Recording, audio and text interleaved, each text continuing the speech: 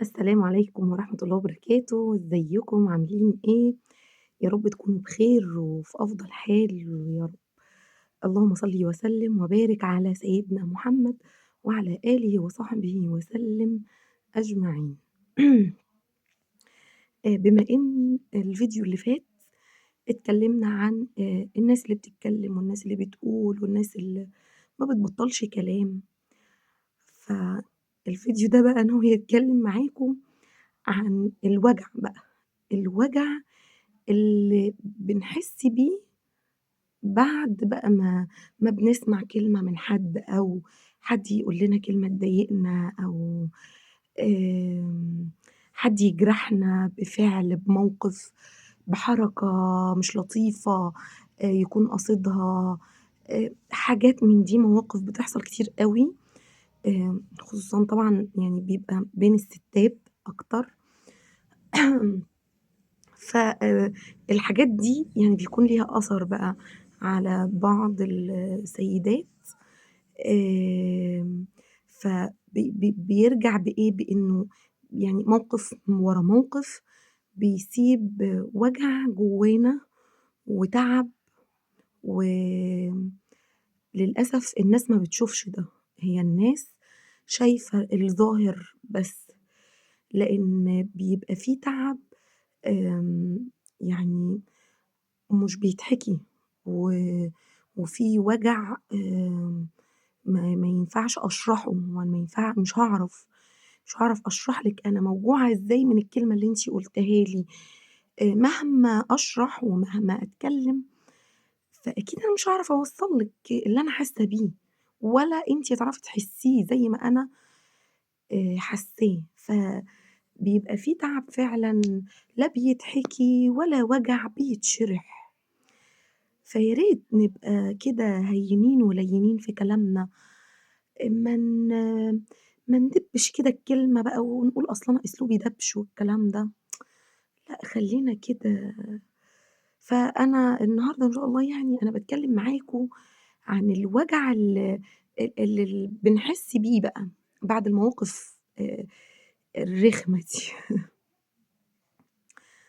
آآ يعني أوقات كده تلاقي لمّا بتكوني تعبانة وموجوعة ومتضايقة وخلاص جبتِ آخرِك، تقعدي كده في آخر يومِك كده في أوضتِك في جو ضلمة بقى وتبقي تقعدي تعيّطي وتبكي وتقولي أصل أنا ما حدش شايفني، أصل أنا ما حدش حاسس بيّا، أصل أنا آمم مش متشافة. كتير أوي بيقول كده. كتير أوي بيبقى متخيّل أو بتبقي يعني متخيّلة إن ما فيش حد حاسس بيكِ ولا شايفِك، مع إن أقرب حد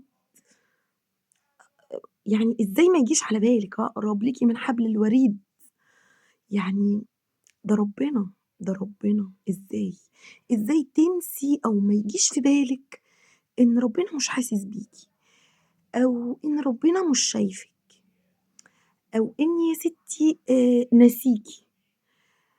أو يعني مش سامعِك لمّا بتتكلمي وتقولي أنا تعبت، أنا زهقت، أنا الكلمة دي وجعتني أوي، الموقف ده مش عارفة هو أنتِ إزاي متخيلة إنه فعلًا بجد مش سامعِك أو مش شايفِك؟ يعني لأ، أنتِ بتتكلمي معاه، تحكي له، أيوه الناس أنتِ بتحكمي المفروض الحكم ده تحكميه على الناس بس. خلّيكِ دايمًا تقولي إيه، لأ الناس مش شايفة، لكن ربنا شايف، صح؟ الناس شايفاكِ بقى بتضحكي وبتروحي وبتيجي، بتشوفي مصالح بيتِك بتقضيها، م ب شايلة مسؤولية، بتتحمّلي وبتعدّي في مواقف، فيحطّوا عليكِ، صح؟ لكن يعرفوا أو يقدّروا تعبِك أو يحسّوا بيكِ أو يقولوا لأ كتّر خيرها دي تعبانة، لأ دي يقولوا كلمة حلوة تجبر خاطر إلا من رحم ربي يعني.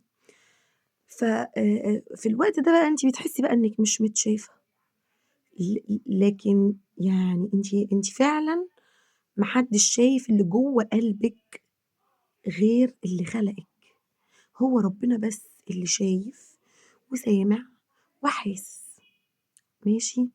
فيعني أنا النهارده مش جاية أقول لِك كده إيه كلمتين بقى وخلاص يعني أقول لِك اصبري واتحمّلي وأصل كُلّه هيعدّي والكلام ده، لأ، يعني بُصّي جاية أقول لِك إنِّك لمّا تحسّي فعلًا بجد إنِّك تعبانة، الجئي لربنا، يعني هو شايفِك وعالم بكل حاجة، من غير ما أنتِ تتكلّمي ولا تقولي ولا هو حاسس أصلًا بيكِ. فهو التعب اللي أنتِ تعباناه ده والوجع اللي أنتِ حاسة بيه ده، هو شايفه بالتفصيل. يعني إيه بالتفصيل؟ يعني الوجع هييجي بعد كذا حاجة، أصل يعني بُصّي مثلًا حاجة ضايقتِك بتتوجعي شوية، هييجي موقف بعديه، هييجي موقف بعديه، ففي كل موقف في تفاصيل، في كلام بيتقال، في مواقف بتحصل، آآ التفاصيل دي اللي جوّه المواقف نفسها شوفي أقل حاجة ربنا شايفها وحاسس بيكِ فيها. يعني أنتِ في اللحظة اللي أنتِ بتقولي خلاص أنا يعني أنا مش قادرة، أنا مش قادرة أكمّل، أنا تعبانة، أنا خلاص بقى مهدودة صحّتي، أنا تعبت، نفسيّتي، آآ أنا دموعي كل يوم، يعني فاهماني؟ ويعني ف فأنتِ بقى فعايزة أقول لِك إن ربنا شايف كل ده، كل اللحظات اللي أنتِ بتمُرّي بيها دي وأنتِ تعبانة ربنا شايفها، وأنتِ واقفة بتغسلي مواعين ودموعِك نازلة، وأنتِ مش عارفة ماشية رايحة فين ودموعِك نازلة، كل ده ربنا شايفه وحاسس بيكِ يعني ده ربنا شايف اللي ما حدش بيشوفه. ده شايف وعالم باللي جواكِ، ده بيبقى يعني ده ربنا قال: "إن الله لا يخفى" "إن الله لا يخفى عليه شيء في الأرض ولا في السماء."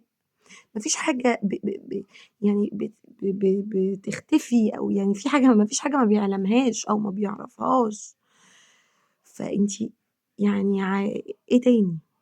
يعني بُصّي، ما فيش دمعة نزلت منِّك هو ما سجّلهاش، ما اتسجّلتش ليكِ، ما فيش مثلًا وجع من غير ما هيتحسب ليكِ، ما فيش أنتِ صبر صبرتيه غير لمّا اتسجّل و وهتاخدي كمان المكافأة بتاعته هتتكافئي على الصبر ده، يعني ده إحنا ساعات آمم يعني بنحس إن تعبنا ده ما لوش قيمة صح؟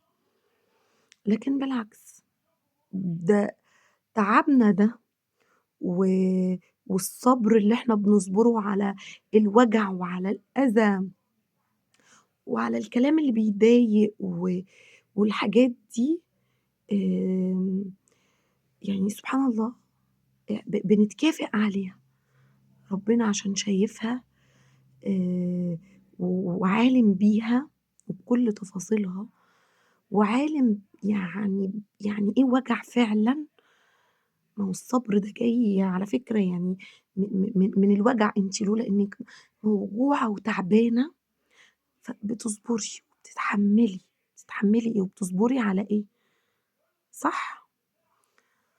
فيعني ما كانش ده ربنا قال: "وما كان الله ليضيع إيمانكم."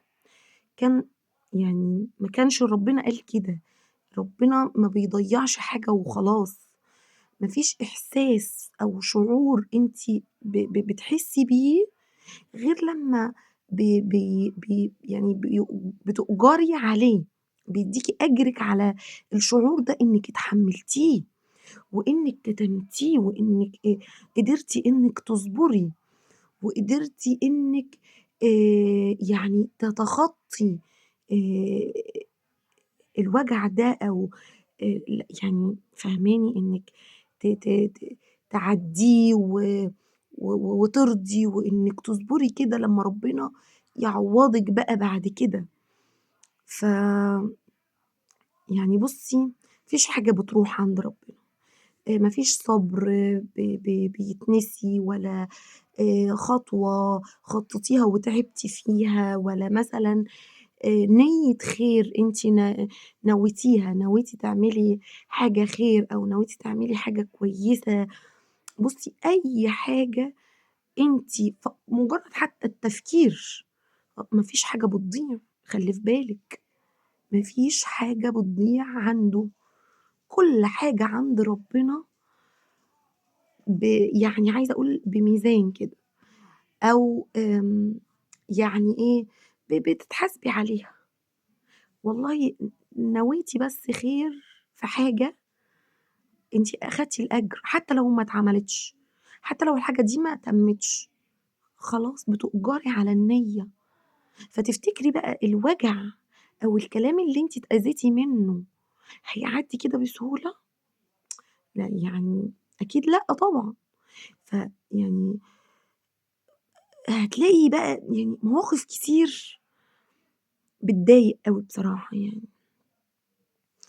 آآ باتضايق إن مثلًا يعني إيه، هاقول لكم، يعني مثلًا في واحدة أنا عارفاها، واحدة سِت كبيرة شوية، آمم بتصحى الصبح تشوف تجهّز ولادها للمدرسة ويروحوا مدارسهم، وبعد كده بتشوف إيه، حاجات بيتها يعني تقضي مصالح بيتها بقى، بتغسل، بتروّق، بتعمل، تمام، و آآ يعني ييجي بعد كده جوزها يقول لها كلمة تضايقها، يجرحها بكلمة وهي تكتم في نفسها. طيب هي تيجي آخر اليوم مش قادرة تروح عند أهلها مثلًا، مش قادرة تحكي، مش قادرة تشكي، مش قادرة، ما تحبش، مش هتوحّش مثلًا جوزها، مش هتقول لهم أصله قال لي كذا النهارده، آمم، فتكتم بقى في نفسها، تروّح بالليل تقول لي أنا بانام كل يوم دموعي على خدي. ما هو أصل ما حدش شايفني ولا حد حاسس بيّا، لا أختي مثلًا بتقول لي مالِك والّا ده أنتِ متضايقة في حاجة مضايقاكِ، في ناس كده، وفي ناس لأ، أنا مش باحكي، مش باقول إن الكل، لأ يعني باحكي مواقف فعلًا بتحصل وحصلت. ف تقعد بقى تعيط وتقول إن ما حدش شايفني وكده. جات فبتقول لي ده حتى أختي ما لاحظتش إن أنا مثلًا في حاجة مثلًا متغيّرة أو إن أنا متضايقة النهارده أو ما حسّيتش إن أنا في حاجة. أصل أنا مش متشافة، هي بتقول لي كده، أصل أنا مش متشافة. قُلت لها: "يعني إيه مش متشافة؟ طيب هو أنتِ لو مش متشافة من البني آدمين أو من الخلق، طب ما رب الخلق شايفِك وحاسس بيكِ وعارف إيه اللي جواكِ وهو أقرب ليكِ منهم، صح والّا إيه؟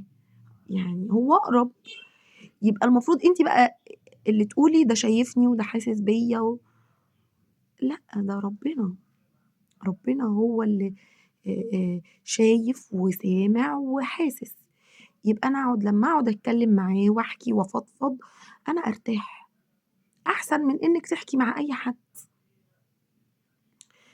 طيب أنتِ آآ يعني هو أنتِ كده يعني أنتِ لو تقعدي مع نَفْسِك تتكلّمي، آآ أنا متشافة والّا مش متشافة؟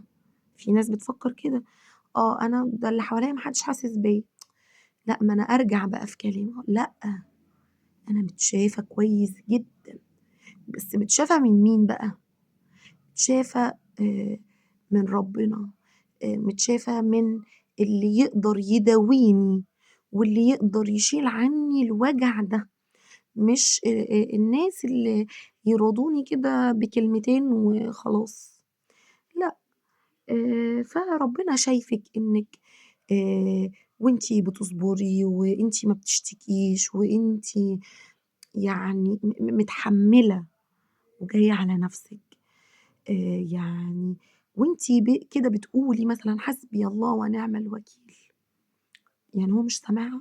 لأ هو سامعها، وشايفِك وأنتِ كاتمة جواكِ وجع وتقدري تأذي اللي أذاكِ بالكلام بالأفعال مثلًا، لكن أنتِ ما تقدريش تعملي كده، مش ما تقدريش عشان أنتِ ما تقدريش، لأ أنتِ تقدري، بس أنتِ من جواكِ ما تحبيش تأذي، ما تعرفيش تأذي، صح؟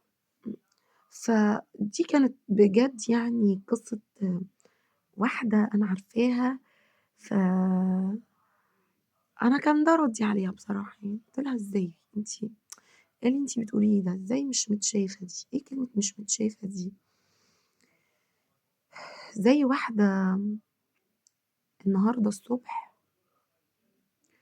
كنت نازلة رايحة مشوار، وبعدين بتقول لي إيه، "لو سمحتِ" أنا ما أعرفهاش، "لو سمحتِ كنت عايزاكِ بس آآ تحفّظيني كده وإحنا ماشيين في الشارع في الطريق، أنا هامشي معاكِ لآخر الشارع، حفّظيني دعاء أقوله عشان أنا بجد على آخري، ما يمكن الدعاء ده أهو يجيب معايا نتيجة والّا ربنا يسمعني منّه." أنا قُلت إيه ده، ليه إحنا بنقول كده؟ بتقول لي: "في واحدة أنا باطلع على أكل عيشي" زي ما بتقول، "وأنا جوزي راجل مريض وما بيقدرش يطلع ولو يعني في العادي بتاعه برضه إيه، يطلع شوية يشتغل وشوية لأ، فظروفي صعبة، فأنا باضطر إن أنا أطلع الصبح بدري، بتاخد عيش من الفرن أو من مخبز العيش، وبتودّي العيش للناس في البيوت."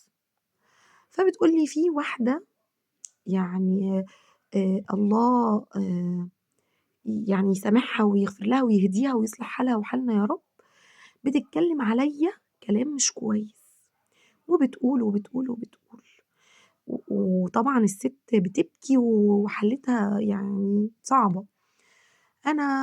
فأنا متضايقة وأنا مش عارفة أقول إيه، ده أنا ربنا اللي عالم بيّا، أنا طول ما أنا ماشية باقول حسبي الله ونعم الوكيل، آآ ويا ربي لا حول ولا قوة ليّا إلا بيك أنت. قُلت لها: "طَب أنتِ عايزة إيه تاني بقى؟ أديكِ أنتِ رديتِ على نفسِك، يعني كفاية إنِّك تقولي حسبي الله ونعم الوكيل مثلًا، خلاص أنتِ وكّلتيه هو بقى القضية كلّها، سيبيه هو بقى يتصرّف، وروّقي بالِك وانسي ولا كإن حد قال عليكِ حاجة، أو الوجع ده بقى يعني شوية، شوية هو عمره أصلًا يعني ما هيروح كده مرّة واحدة." فقُلت لها: "طيب دلوقتي يعني أنتِ عايزة دعاء علشان عايزة تقوليه فعلًا وتزوّدي كده وتقرّبي من ربنا، والّا عشان أنتِ بس حاسة إنه مش سامعِك؟ فلو أنتِ حاسة إنه مش سامعِك، لو أنتِ عايزة الدعاء لأ، عشان كده أنا هادّيه لِك عادي هاقول لِك دعاء وادعي بيه، لكن لو عندِك شَك إن هو مش سامعِك أو مش حاسس بيكِ، لأ تبقي غلطانة، وإلا ما أنتِ برضه ما كنتيش وكّلتيه ولا قُلتِ له حسبي الله ونعم الوكيل." راحت قالت لي: "لأ والله وأنا ما ليش غيره." والكلمتين دول وكده، قُلت لها: "بس خلاص، يبقى سيبيه هو بقى إن شاء الله يعني هيتوكّل هو بقى القضية دي."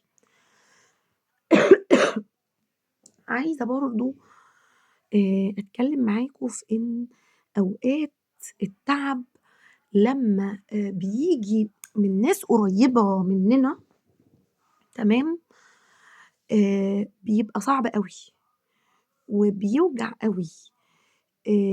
يعني أي وجع في الدنيا ممكن عادي يبقى عادي شوية صح؟ إلا لو وجع من حد قريب لينا أو قريب مننا أو حد قريبنا أو حد كان يعني ليه مكانة عندنا، مكانة كبيرة أو غلاوة كبيرة وكده. بيبقى بقى الوجع هنا أصعب وأكبر، يعني إيه، هو ممكن بيبقى كلمة كده اتقالت باستهتار، آآ تجاهل حصل، أو رَد فعل ما كناش مثلًا متخيلينه، آآ مثلًا برود كده في المعاملات، لمّا تلاقي كده في تغييرات حصلت بينِك وبين حد كان قريب منِّك أوي وصحاب مثلًا، أهل، قرايب، كده. فبتبدئي أنتِ بقى تتضايقي و وتزعلي وتبقي تعبانة وموجوعة. ف فربنا هنا يقول لِك إيه، يعني ربنا قال لسيدنا النبي: "ولقد نعلم أنك يضيق صدرك بما يقولون." صح؟ يعني ربنا عالم وشايف وحاسس وكل حاجة، هو مُطّلع. فيعني الكلام اللي بيوجع هو ربنا عارف إن الكلمة دي وجعتِك، عارف إن أنتِ خلاص ما بقيتيش قادرة تتحمّلي تاني، مخنوقة، اتقفلت، مش قادرة، جِبت آخري. فيقول إيه بقى بعدها: "فسبِّح بحمد ربِّك وكن من الساجدين." يعني هتعملي إيه؟ ها؟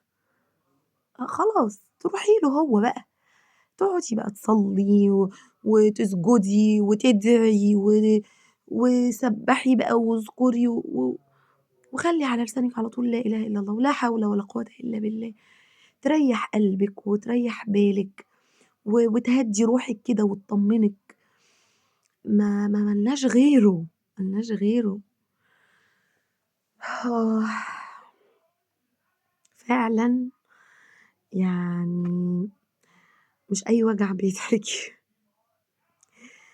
لكن أي وجع آمم ينفع إن إحنا نحطّه بين إيدين ربنا، صح؟ أي وجع.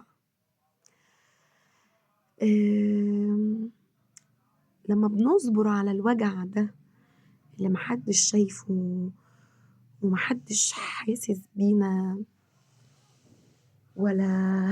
ولا سامع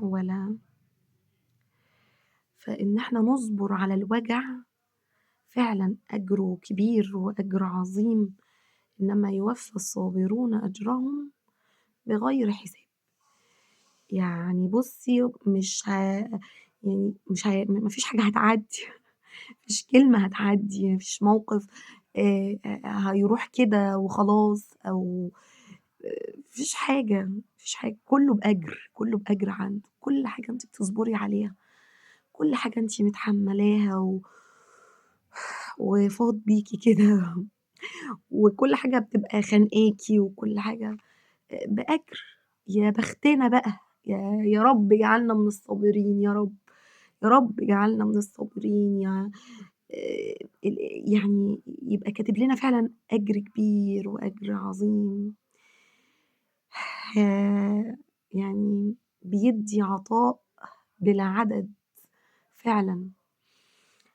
آآ قد إيه لمّا سيدنا النبي قال الشوكة اللي بيشاكها المسلم، يعني لو اتشكيتِ قد كده، شَك قد كده، الدبوس، لو اتشكيتِ في الدبوس وأنتِ بتلبسي الحجاب بتاعِك بتاخدي عليها أجر، إيه تاني أكتر من كده؟ عايز يقول لِك أنا جنبِك، قد إيه هو بُصّي ربنا بيبيّن لنا قد إيه أنا معاكِ، أنا حاسس بالوجع، أنا حاسس بتعبِك، ده أنا كمان بادّيكِ أجر عليه، يعني شوفي. فتقولي بقى أنا ما حدش شايفني، إزاي، إزاي يخطر على بالنا نقول كلمة زي دي؟ يعني بُصّي، هو حتى الوجع اللي ما لوش صوت ربنا بيدّينا أجر عليه، اللي هي مثلًا شَكّة الدبوس دي، شوفي أنتِ لو اتوجعتِ كده وأنتِ بتعملي كده بالدبوس مثلًا، عادي حد سمع؟ حد حس بإن أنتِ اتوجعتِ؟ ربنا. ربنا هو اللي حَس، صح؟ فما بالِك بقى بالوجع الكبير، لو في ابتلاء مثلًا أنتِ صابرة عليه، موجوعة بسبب حاجة، ربنا خَد منِّك حاجة مثلًا، فأنتِ موجوعة أوي عليها، هل الوجع ده هو مش حاسس بيه؟ أو صبرِك وإنِّك تتحمّلي وترضي، هل الصبر ده مش هي تؤجري عليه؟ لأ أكيد، أكيد ليه أجره. ف يعني بُصّي،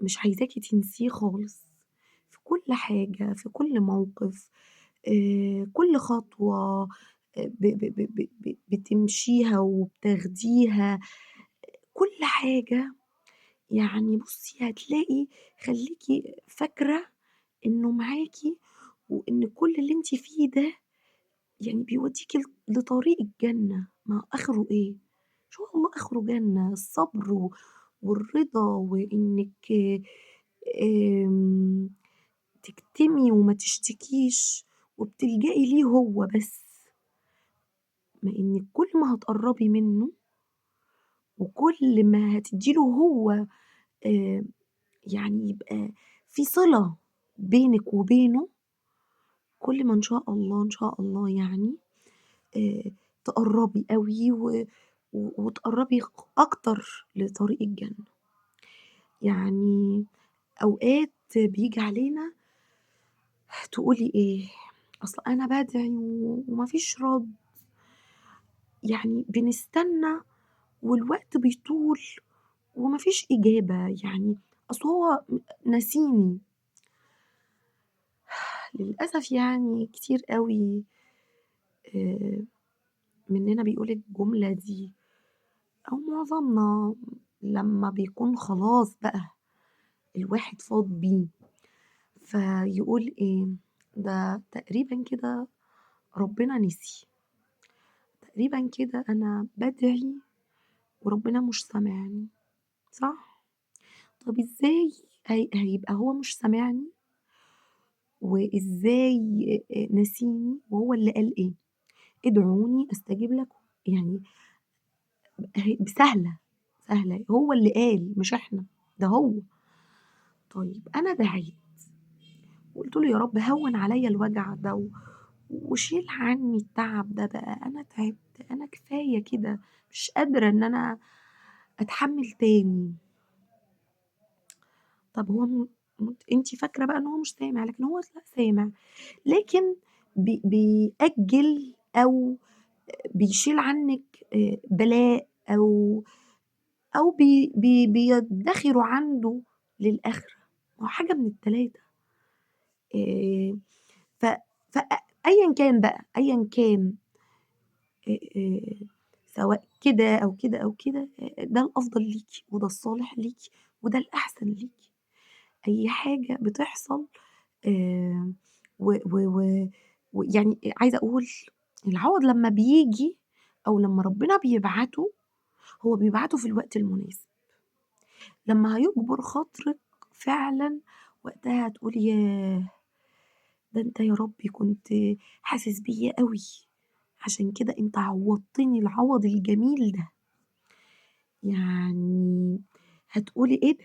أنا قد إيه، إزاي أنا كنت باقول كده، إزاي أنا كنت باقول ربنا مش حاسس بيّا والّا مش سامعني والّا مش شايفني والّا إزاي؟ أصل الإنسان اللي بيبقى تعبان ويعني بيحس بقى بالتعب والوجع وكده وبيرمي تعبه عند ربنا، يعني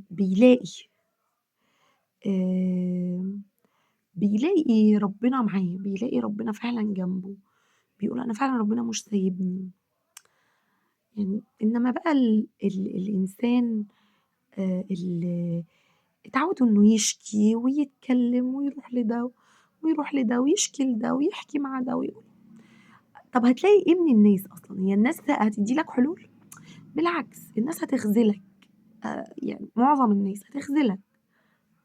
ف لكن أنا طَب ما أنا يعني لو اشتكيت لربنا تفتكروا شكوتي لربنا هتخيب؟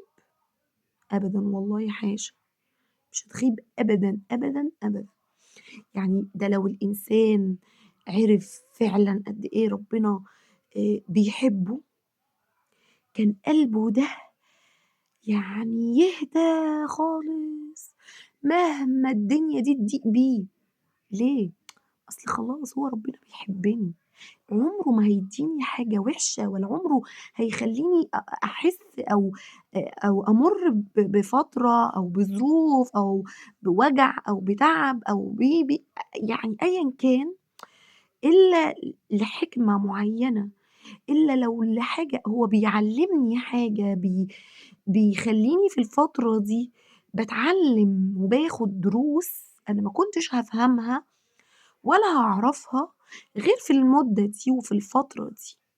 الفترة دي هي اللي علّمتني وهي اللي قوّتني وهي اللي غيّرتني وغيّرت تفكيري و فعشان لمّا تيجي بقى ربنا يدّيكِ ويعوّضِك تبقي أنتِ قد العوض ده تقدري تستقبليه كده ب ب يعني بقلبِك وعقلِك، أنتِ فاهماني؟ فيكون يعني إن شاء الله يا رب يكون عوض ربنا جميل لينا جميعًا ويجبرنا جبر يعني يليق بكرمه ويليق ب بقدرته إن هو فعلًا قادر على كل شيء وقادر يجبر خاطرنا ويدينا اللي إحنا عايزينه وزيادة كمان وأكتر مما إحنا نتمنى.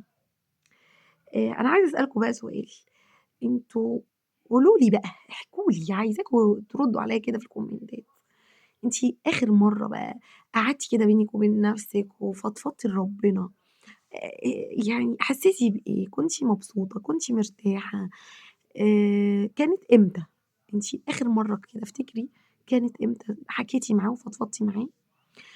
كانت طيب آخر مرّة كنتِ بتعيّطي وأنتِ ساجدة بتعيّطي وتدعي له وتبكي والّا بتقعدي كده مع نفسِك؟